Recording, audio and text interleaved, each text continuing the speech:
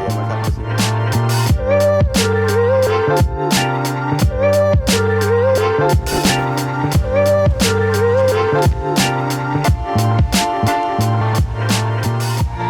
Halo teman-teman, Indosiklopedia sekarang berada di Surabaya, tepatnya di salah satu gang sempit yang berada di sudut kota Surabaya bernama kawasan Peneleh. Di sini banyak ditemukan makam-makam Belanda seperti ini. Nah, hari ini saya akan bermain dan menjelajah lebih jauh tentang bapak-bapak pendiri bangsa.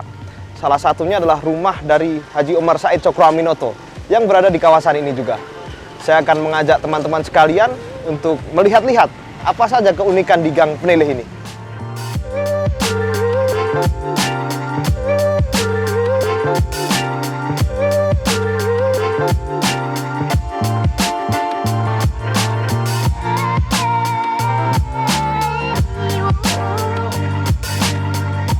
Kawasan Peneleh adalah kawasan delta yang menjadi tujuan pemukim atau munculnya penduduk di Surabaya. Dalam sebuah buku, yaitu buku Asia Mayor Surabaya 1900 sampai dengan 1950, diilustrasikan bahwa kondisi alami di kawasan Peneleh masih berupa tanah berair atau brawa-rawa. Bisa jadi semakin ke utara di kawasan Ampel misalnya, kondisi alamnya adalah semak-semak dan lahannya tertutup lumpur. Tanahnya belum sepadat dan sekeras sekarang jika dibandingkan di kawasan selatan, yaitu kawasan Peneleh. Nah, di sini mungkin bisa menjadi clue bahwa perkampungan yang muncul di kota Surabaya berasal dari kawasan Peneleh ini.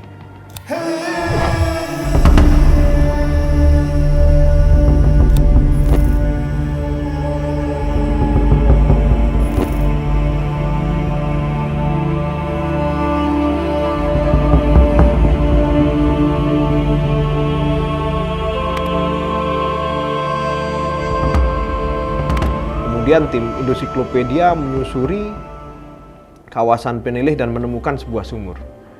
Sumur tersebut merupakan sumur kuno yang baru ditemukan pada tahun 2018, tepatnya pada tanggal 8 Oktober 2018. Penemuannya pun tidak disengaja. Ini menjadi museum hidup karena ternyata kemudian setelah tulang ini diambil sampel dan air liurnya beberapa warga sini, termasuk satu itu dibawa ke Australia, kemudian bisa disimpulkan 90%. Itu 3 bulan kemudian risetnya dipresentasikan 90% tulang ini identik dengan warga sini. Dan meskipun mereka-mereka yang dites itu tidak ada hubungan darah, tapi ternyata mereka satu keturunan. DNA-nya itu. Iya. Berdasarkan hasil tim riset Balai Pelestarian Cagar Budaya atau BPCB dari Trowulan, Jawa Timur, saat melakukan peninjauan langsung, di lokasi ditemukan ada serpian-serpian dari gerabah ataupun peninggalan-peninggalan sejenis, termasuk tulang belulang, yang menjadikan bukti bahwa di dekat sumur tersebut memang ada peradaban. Tingginya 142 155, laki-laki perempuan, kemudian ada hewan selain juga manusia, kemudian periode waktu meninggalnya.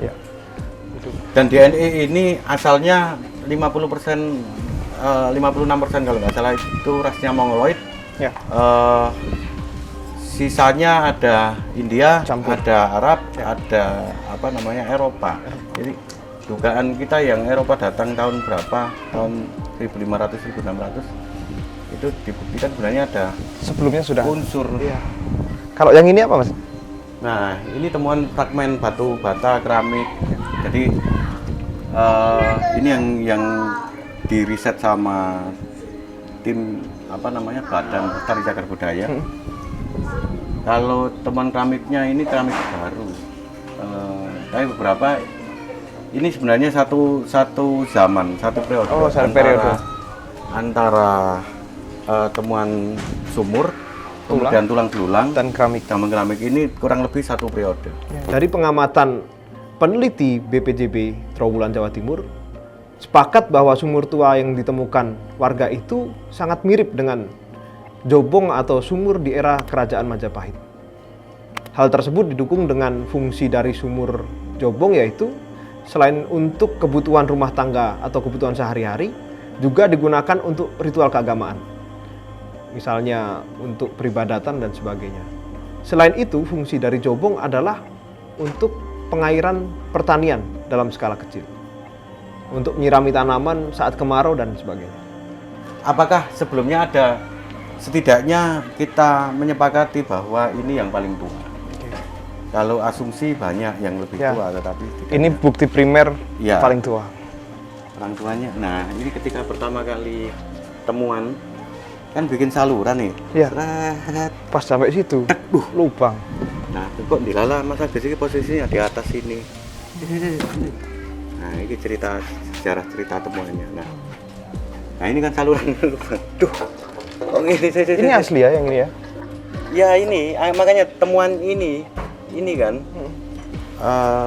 temuan sumur ini berada di atas situs Belanda. Jadi zaman Belanda itu pernah bikin saluran air tahun 1937. Nah, ini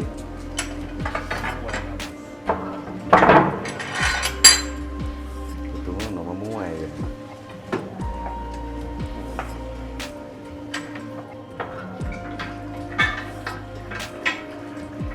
Nah, ini karena hujan ya, jadi permukaannya naik. Tapi sebenarnya ketika sumur ini dibangun, permukaan tanahnya masih di sumur itu. Iya. Ini yang, nah, artinya secara ilmu pengetahuan selama belum ada temuan lebih tua lagi, kita sepakati bahwa situs tertua di Surabaya adalah Sumur Jobong, dan ini menjadi laboratorium hidup untuk menunjukkan pemukiman tertua dengan warga pertama di penduduk Surabaya pertama. Yang keturunannya masih ada sampai sekarang setidaknya Mas Agus. Bapak ya yang di stasiun diambil air liurnya.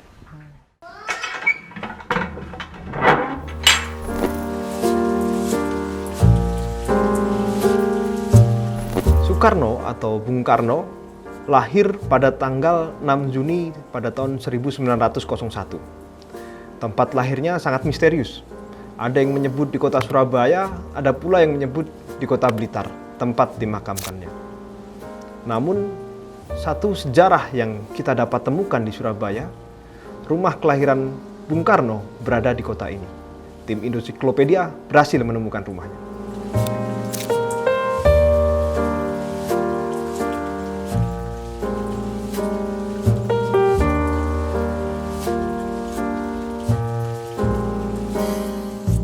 Jadi tahun 1898 bapaknya Soekarno yang namanya Sukeni alias Raden Sastrodiarja itu dipindah di Surabaya, dimutasi dari Bali karena mengajar di SD Sulung. SD Sulung itu kira-kira jaraknya 1,5 kilo dari rumah ini. Kalau jalan kaki itu nggak jauh.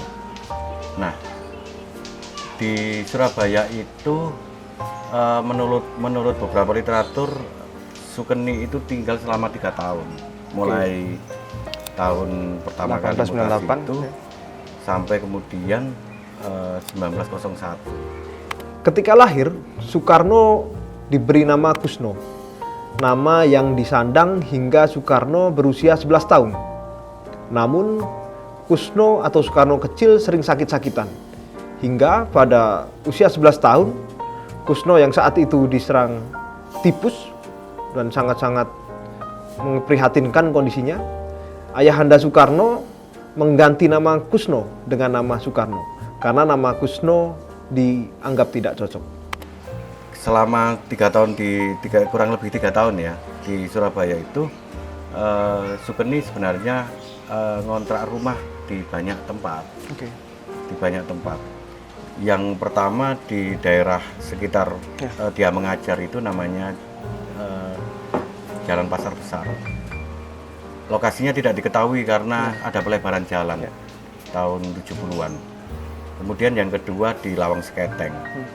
Di Lawang Seketeng itu juga lokasinya tidak diketahui karena literaturnya sangat terbatas. Yang ketiga kemudian di Pandean. Lawang Seketeng sebenarnya gang sebelah ini sih. Cuman bedaan apa namanya? ya nggak jauh-jauh juga dari daerah sini. Nah, ketika di Pandean ini di tahun terakhir yang kemudian Soekarno lahir. Jadi Soekarno lahir kan 6 Juni 1901. 28 Desember 1901 bapaknya dimutasi lagi, harus keluar Surabaya dan mengajar di tempat baru di Jombang, di daerah Pelosok. Itulah yang kemudian membawa Soekarno kecil usia masih 6 bulan untuk pindah Ke Jombang. ke Jombang. Nah, sehingga kemudian pertanyaannya, ini rumahnya siapa? Ya rumahnya tuan rumahnya. Ya, karena sewa di sini. Karena hanya sewa dan sosok bapaknya Soekarno itu sampai pensiun tidak punya rumah. Dan rumah yang di Blitar itu sebenarnya rumah pemberian dari anak menantunya. Oke. Suaminya Kakak Soekarno. Suaminya Sukarmini yang Ya. si Sukarmini itu kakaknya Soekarno, namanya Pak Bu. Soekarno menyebut dirinya lahir menjelang fajar, kira-kira pukul 5.30 pagi. Karena itulah Soekarno sering dijuluki dengan panggilan Putra Sang Fajar. Sebuah kutipan dari pidato Bung Karno, bersamaan dengan kelahiranku menyingsinglah fajar dari suatu hari, dan menyingsing pula lah fajar dari satu abad yang baru. Keterangan Soekarno lahir di pagi hari ini dan menyambut matahari pagi dibuktikan dengan kondisi rumah kelahirannya, di mana kamar Soekarno posisi jendela menghadap ke timur, sesuai dengan apa yang diungkapkan oleh Soekarno. Ketika kamarnya berada di sebelah Sini. timur, Ya. matahari terbit bisa kelihatan. Ya. Karena di samping timurnya pasti Kosong. ada lahan. Ya. Nanti kalau kita lihat rumah yang menghadap sebaliknya, tetap saja gangnya ada di sebelah Timurnya. Sehingga biar bisa Matahari masuk sini. biar matahari masuk. Nah, ketika gangnya ada di sebelah timur, ada jendela, disitulah kemudian si Soekarno di dalam bukunya Cindy Adem, Penyambung Lidah Rakyat itu menyebutkan, ketika aku lahir, aku dipangku sama ibuku melihat ke jendela matahari terbit, dan aku disebut Putra Sang Fajar, kan gitu kan. Ya.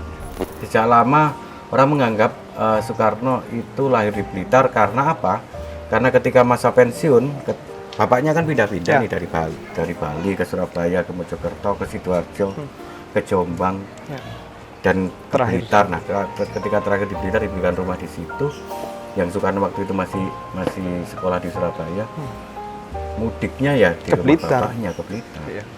Sampai kemudian ketika kuliah di Bandung, mudiknya ya di Blitar. Blitar. Makanya kemudian orang-orang berasumsi bahwa ketika Soekarno pulang jenguk bapaknya di Blitar, ya logikanya Kampung halamannya di Blitar, lahirnya di Blitar. Itu saja sih sebenarnya. Serius. Sesederhana itu. Nah, belakangan kemudian bahkan sampai Soeharto pun juga tidak tahu bahwa sesungguhnya lahirnya juga di Surabaya. Apa buktinya? Karena Nugroho Noto Susanto di buku pelajaran Orde Baru itu menyebut bahwa Soekarno lahirnya Di Blitar. Dalam autobiografinya, Bung Karno, Penyambung Lidah Rakyat Indonesia, Soekarno berkisah, karena merasa tidak disenangi di Bali, Bapak kemudian mengajukan permohonan kepada Departemen Pengajaran untuk pindah ke Jawa. Bapak dipindah ke Surabaya dan di sanalah aku dilahirkan. Demikian kata Soekarno memperjelas kota kelahirannya.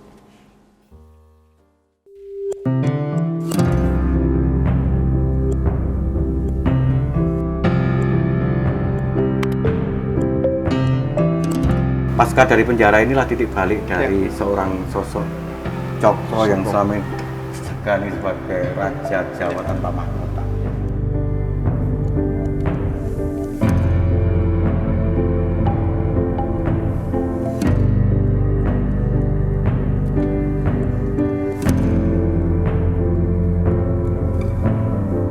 Dan menyatakan bahwa cinta pertama Soekarno adalah